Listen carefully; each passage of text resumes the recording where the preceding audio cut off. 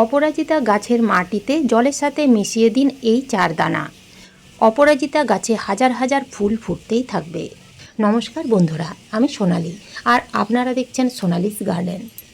আজকের আমার ভিডিও অপরাজিতা ফুল গাছ নিয়ে। আমার বাগানের প্রত্যেকটা অপরাজিতা গাছ যেমন গাছ ভরা ফুল দিয়ে যাচ্ছে, বৃষ্টির জল পেয়ে যেমন প্রত্যেকটা অপরাজিতা গাছ ঘন সবুজ এবং সতেজ হয়ে উঠছে। কিন্তু যদি আমরা এই সময় অর্থাৎ এই বর্ষাকালে অপরাজিতা গাছের ঠিকমতো কেয়ার না করি, তাহলে বিভিন্ন ধরনের সমস্যা দেখা দেবে। যেমন গাছের পাতা হলুদ হয়ে ঝরে পড়ে যাবে, গাছে কুড়ি এলেও সেই কুড়িগুলো ঠিকমতো ফুটবে না, গাছের কাণ্ড পচে যেতে পারে। তো এই সময় অপরাজিতা গাছে এই বিভিন্ন ধরনের সমস্যাগুলো দেখা দিতে পারে। আজকে আপনারা আমার এই ভিডিও দেখে জানতে পারবেন এই সকল প্রকার সমস্যার সমাধান কিভাবে করবেন। এছাড়াও এই সময় আমরা কোন ঘরোয়া জৈব খাবার গাছের মাটিতে প্রয়োগ করব। যে জৈব খাবার গাছের মাটিতে প্রয়োগ করলে অপরাজিতা গাছের গ্রোথ যেমন আরও সুন্দর হবে, গাছে আসবে শত শত কুড়ি, ফুটবে অজস্র ফুল।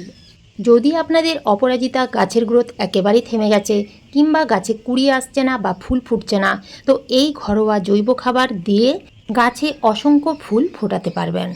তাই ভিডিওটা সম্পূর্ণ দেখবেন। ভালো লাগলে একটা লাইক অবশ্যই দেবেন, কমেন্ট করতে ভুলবেন না। নতুন বন্ধুরা আমার চ্যানেলটিকে সাবস্ক্রাইব করে পাশে থাকার অনুরোধ রইল। যেহেতু এখন বর্ষাকাল, তাই আমাদের খাবার প্রয়োগ করার থেকেও সবথেকে বেশি গুরুত্বপূর্ণ বেশ কিছু টিপস ফলো করতে হবে। শুধু যে গাছের মাটিতে খাবার দিলেই গাছ ভরে ভরে ফুল দেবে, এটা কিন্তু ভুল ধারণা। গাছে খাবার দেওয়ার পাশাপাশি বেশ কিছু পরিচর্যা আমাদের করার প্রয়োজন পড়ে। যেমন অপরাজিতা গাছ থেকে গাছ ভরা ফুল নিতে গেলে প্রথমেই আমাদের যে কাজ করতে হবে তা হলো অপরাজিতা গাছগুলোকে আপনারা এই সময় কীরকম জায়গায় রাখবেন। অপরাজিতা গাছগুলোকে ফুল সানলাইটে রাখতে হবে, কেননা এখন যখন তখন বৃষ্টি হচ্ছে, মাটি যদি প্রায় সময় ভিজে স্যাঁতসেঁতে থাকে তাহলে কিন্তু গাছের পাতাগুলো হলুদ হয়ে ঝরে যাবে। এছাড়াও গাছের মাটিতে ফাঙ্গাস লাগতে শুরু করবে। গাছের মাটিতে যদি একবার ফাঙ্গাস লাগতে শুরু করে তাহলে শিকড়ের ক্ষতি হবে, আর শিকড়ের ক্ষতি হলে গাছ কিন্তু নষ্ট হয়ে যাবে। বন্ধুরা, বৃষ্টির জলে প্রচুর পরিমাণে নাইট্রোজেন থাকে। নাইট্রোজেন যেমন গাছকে বাড়তে সাহায্য করে, তার সাথে সাথে গাছের মাটিতে আগাছার সংখ্যা বৃদ্ধি করে।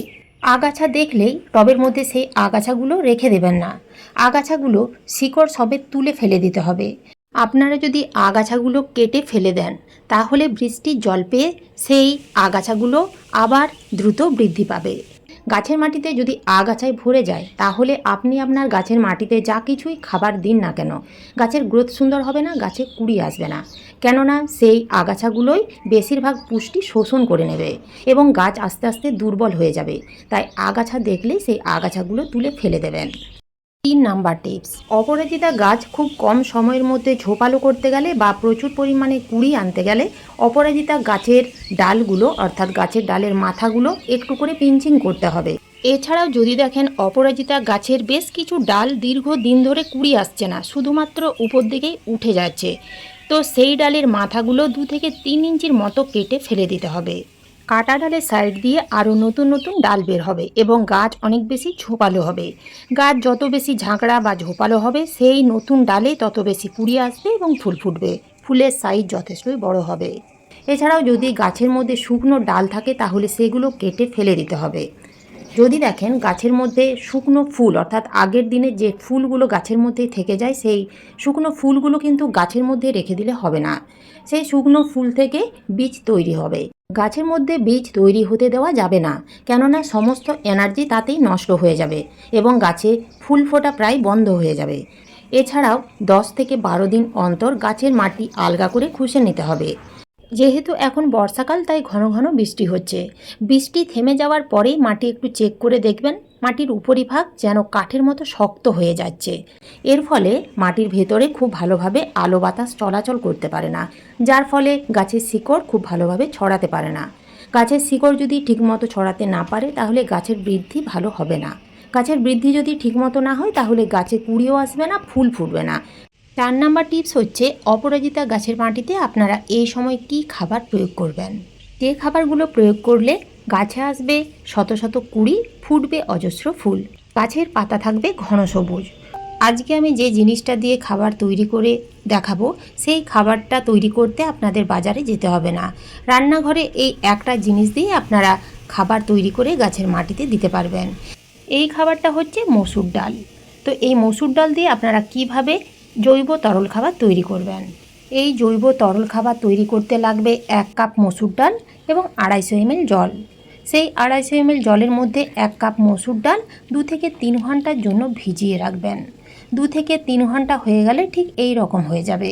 বন্ধুরা, আমরা কিন্তু এই মসুর ডাল ভেজানো জল ফেলে দিই। আপনারা হয়তো জানেন না মসুর ডাল ভেজানো জল গাছের জন্য কতটা উপকারী। এই মসুর ডাল ভেজানো জলের মধ্যে থাকে প্রচুর পরিমাণে প্রোটিন, নাইট্রোজেন, পটাশিয়াম এবং ফসফরাস। এই ডাল ভেজানো জল গাছের মাটিতে দিলে মাটির উপকারী জীবাণু বা ব্যাকটেরিয়ার খাবার হিসেবে কাজ করে। এছাড়াও যেহেতু এই ডাল ভেজানো জলের মধ্যে থাকে প্রচুর পরিমাণে প্রোটিন, নাইট্রোজেন, ফসফরাস, পটাশিয়াম, সেহেতু এই গাছের শিকড় মজবুত করতে এবং প্রচুর পরিমাণের ফুল ফোটাতে সাহায্য করে। ডাল এবং এই ডাল ধোয়া জল আলাদা করে নিতে হবে। আপনারা চাইলে ছেঁকে নিতে পারেন। তো দেখুন, আমি কিন্তু এই জলটা মোটামুটি 8 থেকে 10 ইঞ্চি টবের জন্য পুরোটাই অর্থাৎ 250 ml দিয়ে দেব। এই জল আপনারা মাসে 2 বার দেবেন। তবে বন্ধুরা, এখন যেহেতু ঘন ঘন বৃষ্টি হচ্ছে, বৃষ্টির জলে যদি গাছের মাটি ভিজে প্যাচে থাকে তাহলে কিন্তু এই খাবার গাছের মাটিতে দেবেন না। মাটি যখন শুকনো থাকবে তখন আপনারা এই খাবার গাছের মাটিতে প্রয়োগ করবেন। বর্ষাকালে ঘন ঘন খাবার দেওয়ার কোনো প্রয়োজন নেই, কিন্তু যে জিনিসটা আপনাদের গাছে দিতে হবে তা হলো ফাঙ্গিসাইড অর্থাৎ ছত্রাকনাশক। কেননা এখন তো বর্ষাকালে গাছে ফাঙ্গাস লাগার চান্স অনেক বেশি থাকে, যার ফলে গাছের পাতা পচতে শুরু করে, গাছের গোড়া পচা রোগ শুরু হয়ে যায়। তাই আপনারা নিয়ম করে প্রত্যেক সপ্তাহে 1 বার করে ফাঙ্গিসাইড গাছে স্প্রে করবেন এবং কিছুটা পরিমাণ গাছের মাটিতে দেবেন। যদি আপনারা বাজার চলতি ফাঙ্গিসাইড গাছে স্প্রে করতে চান তাহলে সাপ বা ব্যাবিস্টিন গাছে স্প্রে করতে পারেন। তবে একই ফাঙ্গিসাইড না ব্যবহার করে ঘুরিয়ে ফিরিয়ে বিভিন্ন ধরনের ফাঙ্গিসাইড গাছে স্প্রে করলে তার রেজাল্ট সবথেকে ভালো পাওয়া যায়। আপনারা যদি সাপ ফাঙ্গিসাইড গাছে স্প্রে করতে চান তাহলে 1 লিটার জলে 2 গ্রাম দিয়ে ভালো করে ঝাঁকিয়ে পুরো গাছে, কাণ্ডে, ডালে, পাতায় খুব ভালোভাবে স্প্রে করতে হবে। এখন তো বর্ষাকাল, তাই যখন দেখবেন যে আকাশ পরিষ্কার আছে, বৃষ্টি হবে না, তো সেই সময় আপনারা কিন্তু গাছে ফাঙ্গিসাইড স্প্রে করবেন। গাছে ফাঙ্গিসাইড স্প্রে করার 30 থেকে 40 মিনিট পরে যদি বৃষ্টি হয় তাহলে কিন্তু গাছের কোনো রকম অসুবিধে হবে না। কিন্তু যদি ফাঙ্গিসাইড স্প্রে করার সাথে সাথেই বৃষ্টিতে সেই ফাঙ্গিসাইড ধোয়া যায় তাহলে গাছে ফাঙ্গিসাইড দিয়ে কোনো লাভ হবে না। বৃষ্টি থেমে যাওয়ার পর আবার ভালো করে ফাঙ্গিসাইড গাছে স্প্রে করতে হবে। তো এইভাবে আপনারা এই বর্ষাকালে অপরাজিতা গাছের যত্ন করুন এবং যে খাবার দেওয়ার কথা বললাম সেই খাবার আপনারা 15 দিন অন্তর অর্থাৎ মাসে 2 বার দিয়ে যান। দেখবেন অপরাজিতা গাছের প্রত্যেকটা শাখায় শাখায় এই রকম হাজার হাজার ফুল ফুটতে শুরু করেছে। আজ এই পর্যন্তই, ফিরে আসবো অন্য কোনো নতুন ভিডিও নিয়ে। আপনারা সবাই ভালো থাকবেন, সুস্থ থাকবেন। ধন্যবাদ।